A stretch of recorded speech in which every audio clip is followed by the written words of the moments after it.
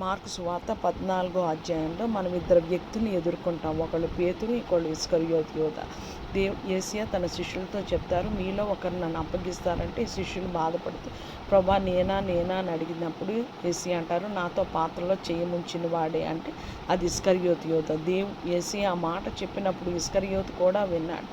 మళ్ళీ మార్కు సువార్త 14వ అధ్యాయం 45వ వచనంలోకి వచ్చేసినప్పుడు ఇస్కరియోతు యూదా యేసయ్య దగ్గరికి వచ్చి యేసయ్యని బోధకుడా అని పిలిచి ఆయన ముద్దు పెట్టుకుంటే అప్పుడు వారు వచ్చి ఆయన మీద పడి ఆయనని పట్టుకుంటారు.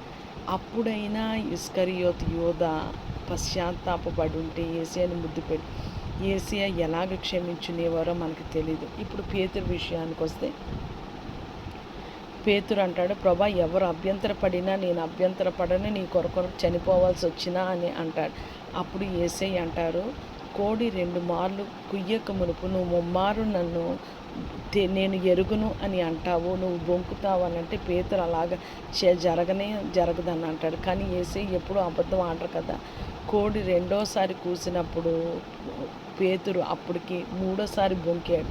అప్పుడు యేసయ్య పేతురు వైపు చూసినప్పుడు వెళ్ళి చాలా బాధపడి పశ్చాత్తాపంతో ఏడుస్తాడు. అంటే పేతురికి గుర్తొచ్చుంటుంది, నేను యేసయ్యతో ఎలాగున్నానో, యేసయ్య నన్ను ఎంతగా ప్రేమించి ఎంతగా మంచిగా చూసుకొని ఎంతగా ఆదరించారు.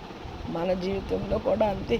యేసయ్య మనం ఎంతో ప్రేమించి మనకి చెప్తుంటారు, మనం వెళ్ళే మార్గం సరైనది కాదు, ఇది వెళ్ళొద్దు, నువ్వు చనిపోతావు, నువ్వు శారీరకంగా చనిపోతావు, ఆత్మీయంగా నువ్వు చనిపోతావు, నా దగ్గర నుంచి దూరం అయిపోతే మనం ఎన్ని పర్యాయాలు దేవుని మాట వినక మనం చెడిపోయాం. ప్రియ దేవుని సహోదరి, ఇప్పుడైనా మనలో ఉన్న పరిశుద్ధాత్మ మనతో మాట్లాడుతున్నప్పుడు ఈ మార్గం సరి అయినది కాదు నువ్వు ఎంచుకున్నది అని అన్నప్పుడు మనం ఇస్కరియోతు యూదా వలె స్టిఫ్ నెక్డ్గా ఉండకుండా పేతురు వలె పశ్చాత్తాపడి వస్తే దేవుడు మన జీవితంలో కార్యం జరిగిస్తాడు. తన కృపని సహాయాన్ని మనకు చూపిస్తాడు. అట్టి కృప మన అందరము పొందుకొందుముగాక. షాలోమ్.